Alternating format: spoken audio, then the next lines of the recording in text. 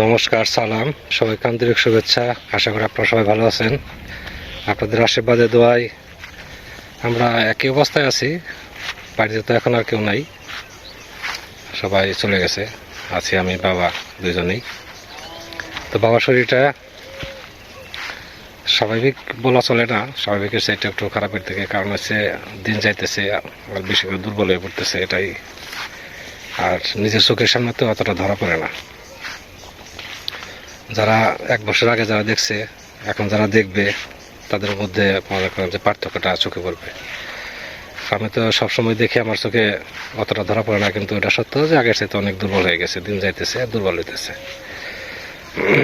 তো ওয়েদারও তেমন ভালো না, আকাশে মেঘ জমে গেছে, হয়তো বৃষ্টি হতে পারে। এদের কাজও অনেক বাকি রয়ে গেছে, কাজগুলো করতে হবে। একদিন তো বেশ আনন্দ ফুর্তিতে কাটলো, এখন আবার বাড়ি ফাঁকা, সেই আগের মতো নিরিবিলি। মাঝে মাঝে বড় হয়ে আসবে, আমি নিজে যখন না থাকি তখন বাবার সাথে গল্প করার জন্য। তো এইভাবে কাটবে আর কি আপাতত। তো চলেন যাই, বাড়ির কাজগুলো আস্তে আস্তে গোছাতে থাকি। সামনের যে জমিটা, এই জমিতে আজকে পাট বুনে দেবো। আর দেরি করা যাবে না, কারণ বৃষ্টি প্রতিদিনই হইতেছে, কম বেশি প্রতিদিনই হইতেছে। আজকে বোধহয় বৃষ্টি হবে সেরকম মনে হইতেছে, গরম পড়ছে, আকাশে মেঘের গর্জন। বুনে দিলে এক ঝামেলা কমে যাবে।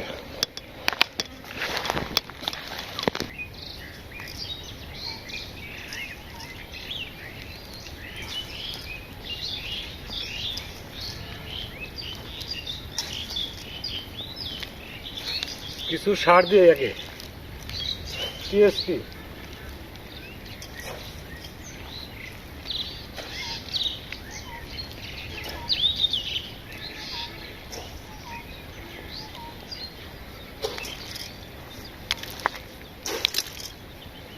সারটা দিয়ে দিলাম এই জন্য যে গাছের আঁশটা মোটা হবে, পাট গাছের,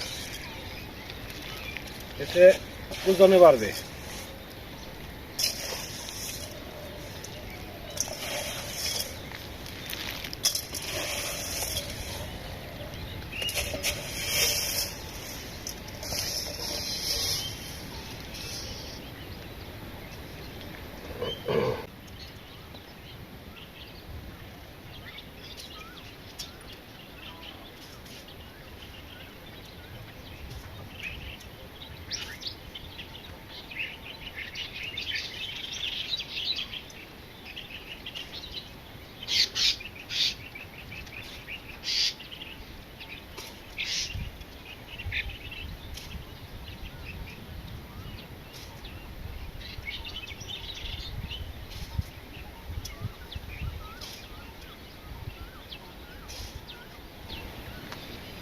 পাটের বিচি ধানের মতো মনে হয়, বড় বড়।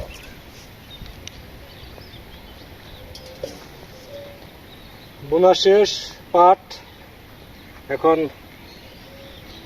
নাঙ্গল আছে, নাঙ্গলে দিয়ে 3-4টা টান দিব, তাহলে হবে।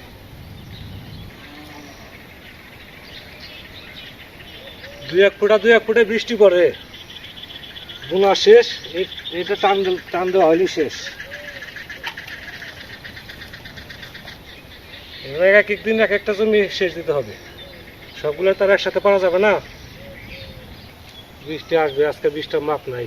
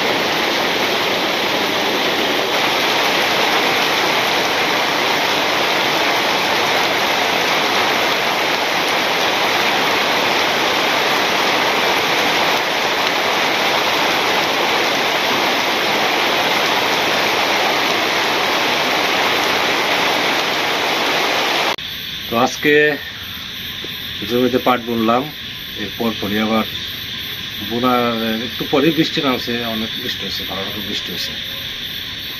তো সেটা আপনাদের সাথে কিছুটা শেয়ার করছি। তো বৃষ্টি হওয়াতে পাটের তেমন সমস্যা হবে না, পাট ঠিকই গজাবে। আর এই পাট যে পাট বুনছি, পাট মনে করেন ঘাস ঠাসেরও সমস্যা হয় না। পাট ওই ধরনের পাটি বুনছি আর কি, কারণ আমি একা মানুষ মিলাইতে পারবো না, এই জন্য এই পাটটা বোনা হয়েছে। তো এখন তারপর আবার খাওয়া দাওয়া করে চলে গেছি সরাসরি পড়াতে। আসলাম একটু আগে, এসে আবার দেখি বাচ্চা ভাই বাবার সবাই গল্প করতেছে, তো তাদের সাথে একটু আড্ডা দিলাম। তো এখন একটু বসছি কিছু কমেন্টসের উত্তর দেওয়ার জন্য, কারণ বেশ কয়েকদিন ধরে বাড়িতে ঈদের ছুটিতে দাদারা আসছিল, সাউন্ড আসছিল, ওদের সাথে একটু সময় টময় কেটে গেছে। রাজনের ফাঁকে আর কমেন্টসের উত্তর দেবো সেটা আর হয়ে ওঠেনি। তো ভাবছি যে আজকে একটু কমেন্টসের উত্তর দেয় আর কি, উত্তর দেওয়া কি একটু আলোচনা করা। এই যেমন বিশেষ করে দুইজনের সাথে দুইজনের কমেন্টসের একটু আলোচনা করব। সেটা হচ্ছে সৌরভ দা, উনি এক কমেন্টস আমাকে আনস্কিল বলছেন, আমি আমার স্ত্রীকে সন্তানকে ঠিকমতো লালন পালন করতে পারি না, বাবা মাকে, মা তো নেই, বাবাকে ঠিকমতো খাবার দাবার, তারপরে ডাক্তার কাছে নেওয়া, ওষুধপাতি দেওয়া, এগুলো ঠিকমতো আমি করি না। এই সম্বন্ধে আমি কিছু বলবো দাদাকে। দাদা, যদি আপনি আমার ভিডিওটা দেখে থাকেন, এই ভিডিওটা তাহলে অবশ্যই আপনি পরবর্তী কমেন্টসে জানাবেন।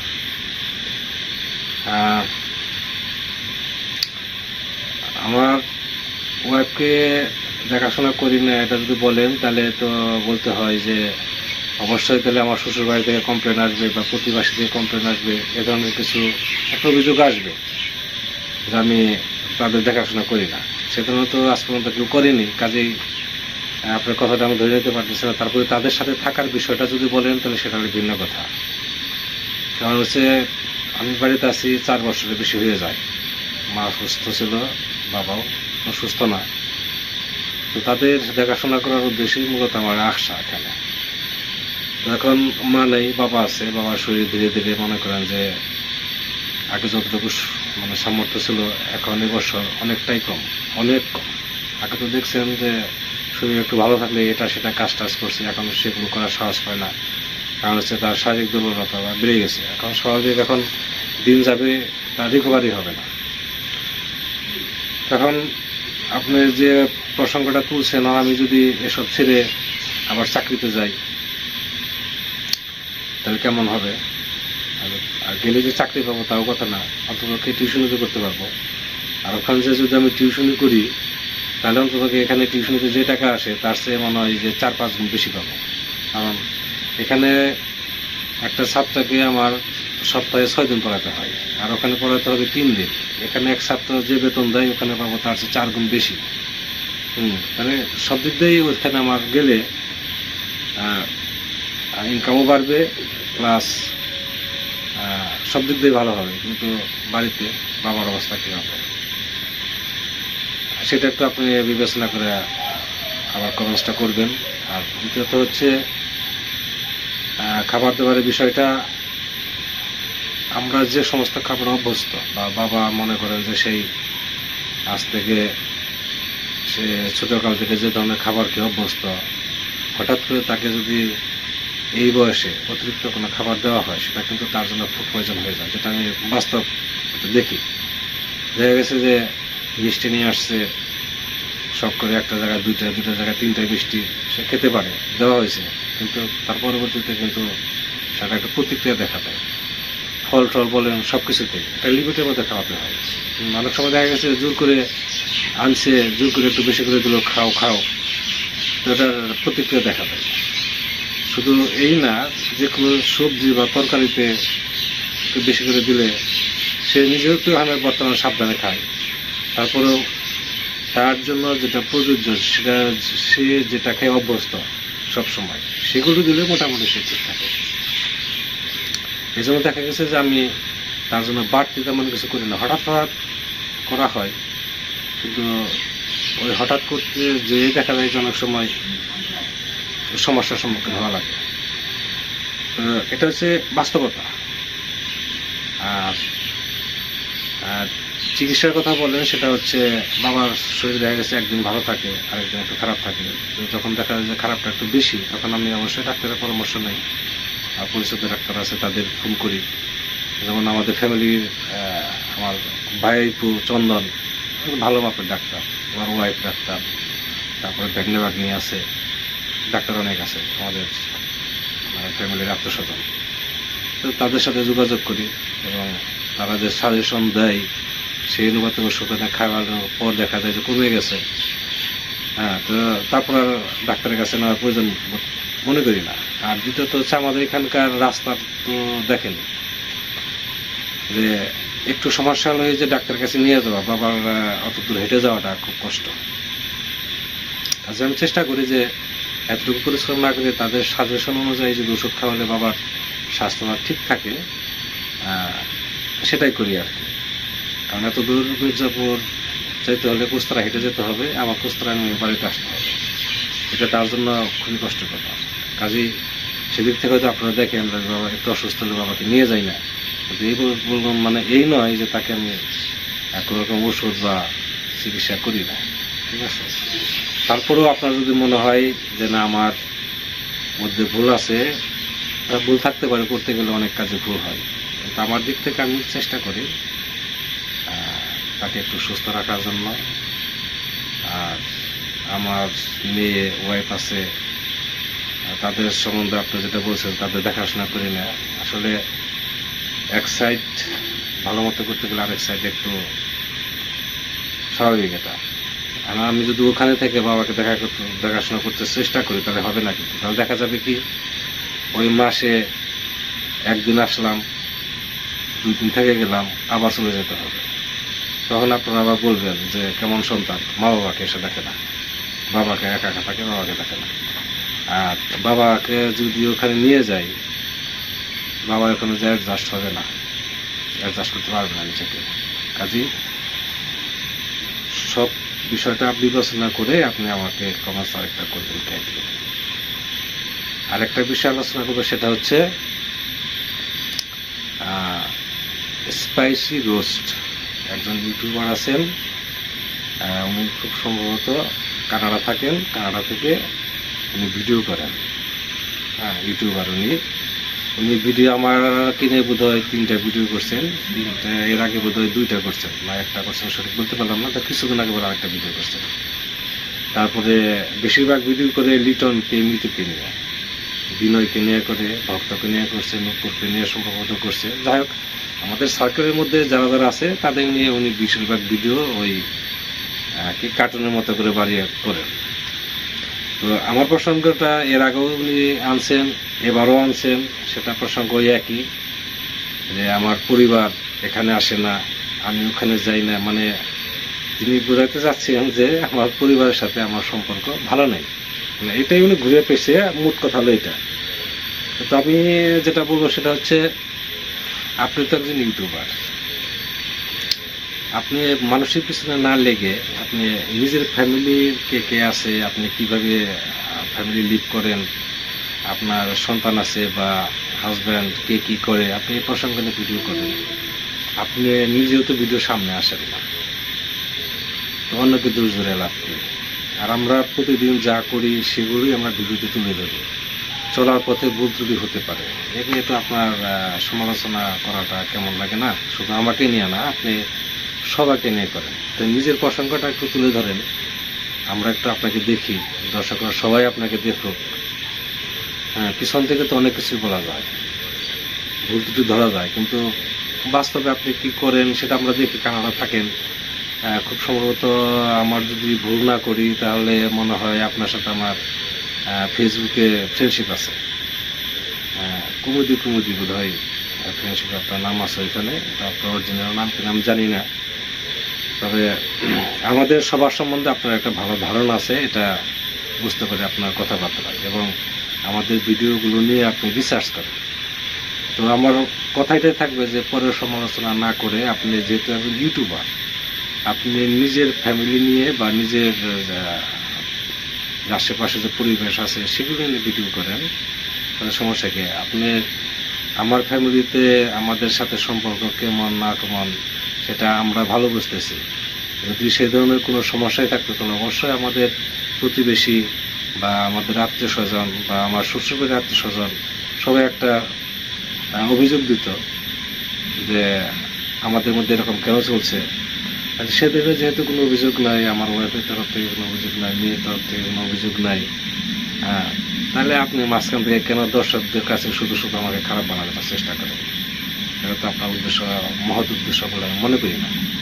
তো যাই হোক, আমার রিকোয়েস্ট থাকবে যে আপনি ভিডিও করেন, আপনার নিজের যে ফ্যামিলি আছে সেগুলোকে আপনার সামনে আনেন, আপনি নিজেও সামনে এসে কথা বলেন। পেছন থেকে কথা বলাটা, পর্দার পেছন থেকে কথা বলে একজনকে কার্টুন বানিয়ে আপনি ভিডিও করেন, এটা একজন ইউটিউবারের জন্য মোটেই ভালো না। কারণ ইউটিউব আমরা করি, আমরা সত্যগুলি প্রকাশ করি এবং সেগুলো সামনে তুলে ধরি, আর আমাদের দৈনন্দিন যে কাজগুলো আছে সেগুলো আমরা তুলে ধরি। পরিবারের কে আসলো, কে গেল, কে অসুস্থ হলো, কার কী অবস্থা, সব কিছুই আমরা আপনাদের সাথে শেয়ার করি। কাজেই আপনি একজন ইউটিউবার, আপনি আমাদের নিয়ে ব্যঙ্গচিত্র কেন করবেন? তাই না?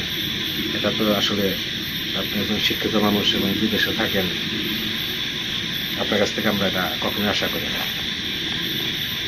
আপনি নিজেকে নিয়ে ভিডিও তৈরি করেন, আপনি লিটনরা আছে, ওরা জনের আছে, ওরা ভালো থাক, লিটনরা আছে, লিটন ভালো থাক, বিনয় ঠিক আছে, ওর মতো চলতেছে। তো এদের নিয়ে বা আমাকে নিয়ে আপনি কার্টুন দিয়ে কথা বলেন, এটা আসলে আমার কাছে ভালো মনে হয়।